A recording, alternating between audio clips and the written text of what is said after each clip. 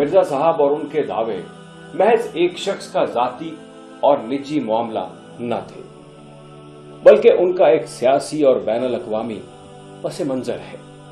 بین الاقوامی سیاست اور خصوصاً نو آبادیاتی نظام کا گہرا شعور ہی ہمیں مرزا صاحب اور ان کی جماعت کے خد و خال کو سمجھنے میں مدد دے سکتا ہے۔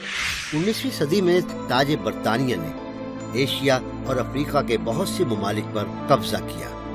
اس نو آبادیاتی نظام کے پروان چڑھنے کا ایک اہم پہلو اس کی متشددانہ یہودی قومیت پسندی کے ساتھ عیارانہ ساز باز تھی۔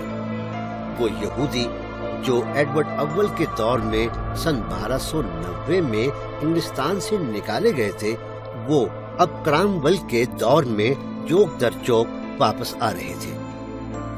19ویں صدی تک ارض مقدس میں یہودیوں کی بحالی ایک اہم موضوع سخن بن چکی تھی۔ سن 1833، سن 1834 اور سن 1836 میں برطانوی ہاؤس آف کامنز میں ایک بل منظور کیا گیا جس میں یہودیوں کے خلاف امتیازات کا خاتمہ مقصود تھا۔ یہ بل ہاؤس آف لارڈز میں مسترد ہو گیا، لیکن ایک ایکٹ منظور کر لیا گیا جس کے تحت یہود کو شیرف یعنی ضلعی منتظم اعلیٰ کا دفتر سنبھال سکنے کا اختیار دیا گیا۔ سن 1877 میں بینجامن ڈزرائیلی جو ایک یہودی تھا برطانیہ کا وزیر اعظم بنا، اور اس طرح صہیونیوں کے ساتھ اشتراک برطانوی خارجہ پالیسی کا اہم مقصد بن گیا۔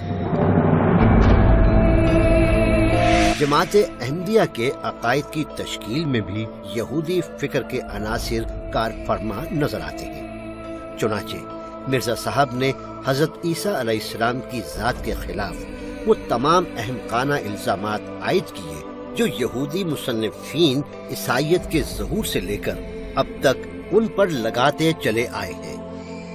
مرزا صاحب نے حضرت عیسیٰ علیہ السلام کے معجزات کو شعبدہ بازی اور جادو کا ایک سلسلہ قرار دیا، اور حضرت مریم علیہ السلام کی حیات مقدس پر بھی بہتان تراشی کی۔ یہی وجہ ہے کہ احمدیت کی ترقی اور ارتقاء میں یہودیوں نے ہمیشہ گہری دلچسپی لی۔ اپنی جماعت کے قیام سے پہلے مرزا صاحب مالی لحاظ سے کمزور تھے۔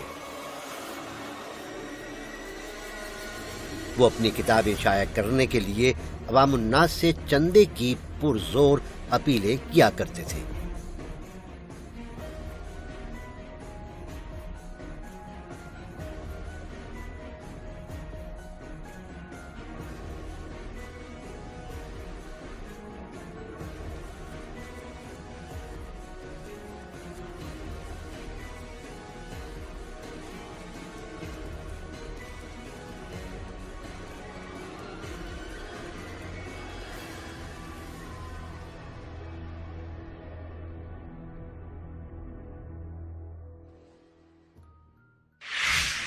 لیکن کچھ ہی عرصے میں ان کے اپنے بقول وہ دور دراز کے اسلامی ممالک میں جہاد کے خلاف لٹریچر تقسیم کرانے لگے۔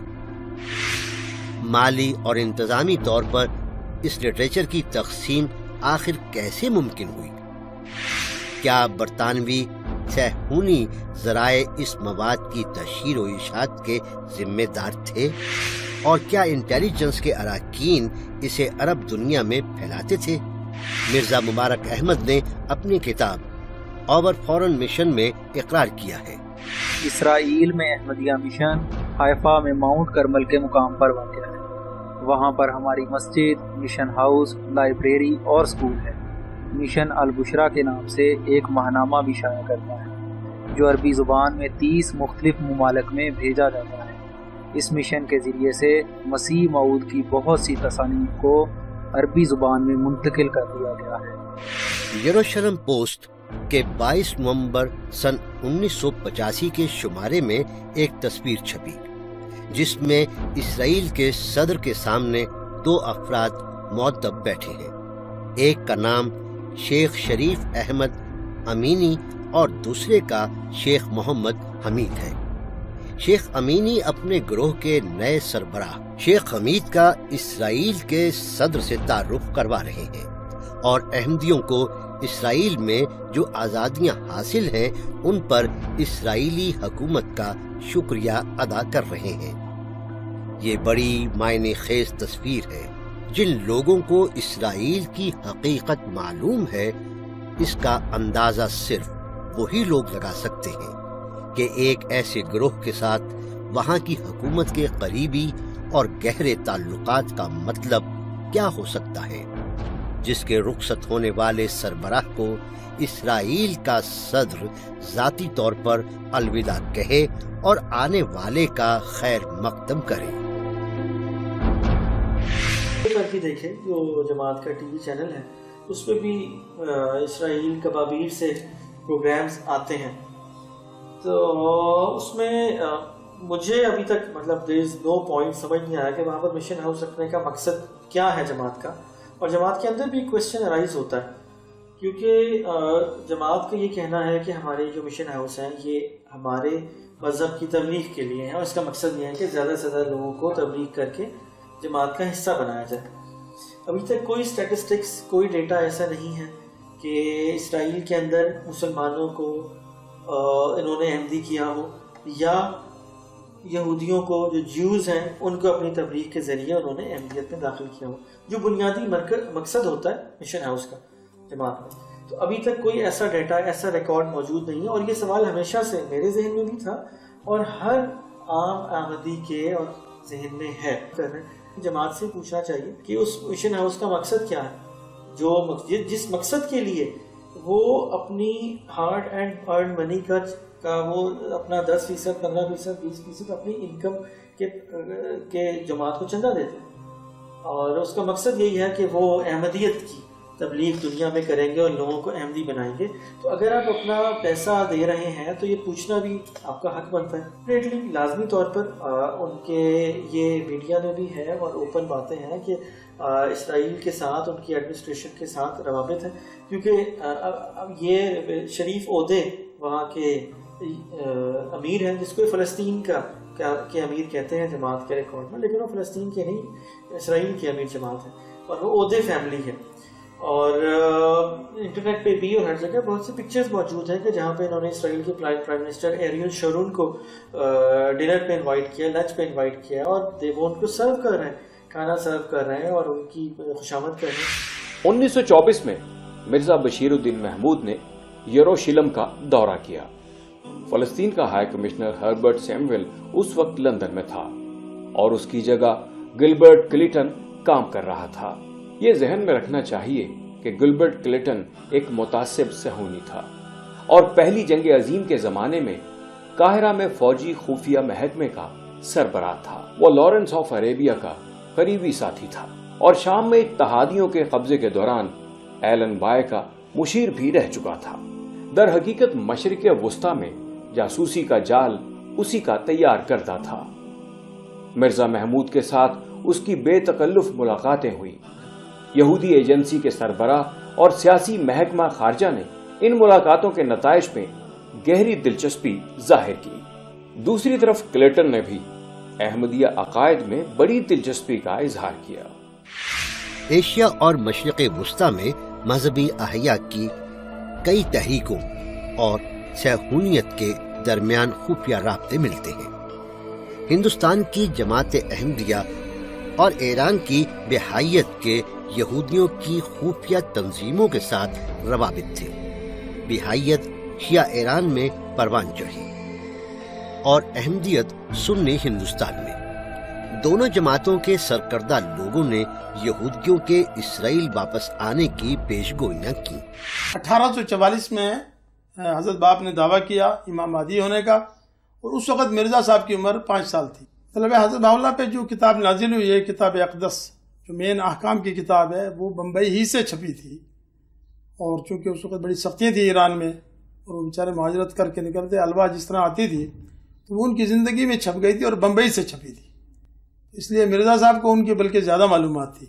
باقی یہ ان کی کتابوں میں اس بات کا ذکر ہے، جہاں ایک انہوں نے اپنے مطالعے کا ذکر کیا نا، بڑے وسیع مطالعے کا، تو وہاں کتاب ہے البلاغ، اور دوسرا نام ہے اس کا فریاد الدرد. اس میں انہوں نے ایک لسٹ دی ہے بڑی طویل، اور اس میں یہ بتایا ہے کہ کتب مذہب بابی جن کا انہوں نے مطالعہ کیا. مرزا صاحب خود کہتے ہیں ایک شخص مرزا محمود ایرانی زرقانی جو کہ مدعی مسیحیت کے پیرو ہیں، یہ لیکچر لاہور کا پہلا صفحہ ہے، اس پہ ایک اشتہار چھپا ہے پہلے پیج پہ ہی. اس اشتہار میں انہوں نے یہ بات کہی ہے کہ وہ ایک مدعی مسیحیت کے پیرو ہیں اور مجھ سے مقابلے کے خواہش مند ہیں، جبکہ مرزا صاحب نے اس دور میں کسی کو نہیں بخشا. پادری پکٹ کو وہاں تک للکارا ہے اور آریاؤں کو عیسائیوں کو، لیکن کبھی بھی انہوں نے بھائیوں سے بات کرنی نہیں مناسب سمجھی. یہ محض اتفاق نہیں ہے کہ جن دنوں ہندوستان میں احمدیت کی داغ بیل ڈالی جا رہی تھی، ٹھیک انہی دنوں ایران میں بہائیت کو پروان چڑھایا جا رہا تھا. ایران میں جو نیا بہائی مذہب ایجاد کرنا اور یہاں قادیانیت کو ایک نیا مذہب قرار دینا، اس کے پیچھے انگریزوں کی سامراجی حکمت عملی کام کر رہی تھی. کیونکہ دونوں کے مقاصد ایک تھے، اس لیے طریقہ کار میں حیرت انگیز مماثلت پائی جاتی ہے. بہائیت کے بانی مرزا حسین علی نوری جو 1817 کو تہران میں پیدا ہوئے اور 1892 میں فوت ہو گئے. مرزا غلام احمد قادیانی کی طرح مرزا حسین علی نوری نے بھی متعدد دعوے کیے، مثلا مظہر ظہور الہی، میں یظہر اللہ اور موعود کل ادیان وغیرہ. احمدیت اور بہائیت دونوں نے مسلمانوں کی مذہبی زندگی میں ایک کنٹروورسی پیدا کی. سامراجی قوتوں نے دونوں جماعتوں کی پشت پناہی کی اور انہیں پھلنے پھولنے کے مواقع باہم پہنچائے. دونوں یہ دعویٰ کرتی ہیں کہ وہ مظلوم ہیں اور ان کا مظلوم ہونا ان کی سچائی کی دلیل ہے. دونوں جماعتیں یہ دعویٰ کرتی ہیں کہ وہ 200 سے زائد ممالک میں موجود ہیں.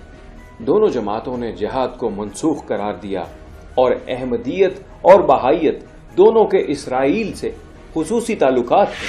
بہاؤلہ 1892 میں فوت ہو چکا تھا اور اس سے پہلے ان کی کتابیں شائع ہو چکی تھیں اور ہندوستان میں دستیاب تھیں. بلکہ بہاؤلہ کی بعض کتابیں برطانوی سرپرستی میں بمبئی میں چھپیں کیونکہ ایران میں ان پر پابندی تھی. کیا مرزا صاحب نے بہاؤلہ کی کتابوں سے استفادہ کیا تھا؟ یہ سوال ریسرچرز اور ہسٹورینز کے لیے ہمیشہ اہم رہے گا.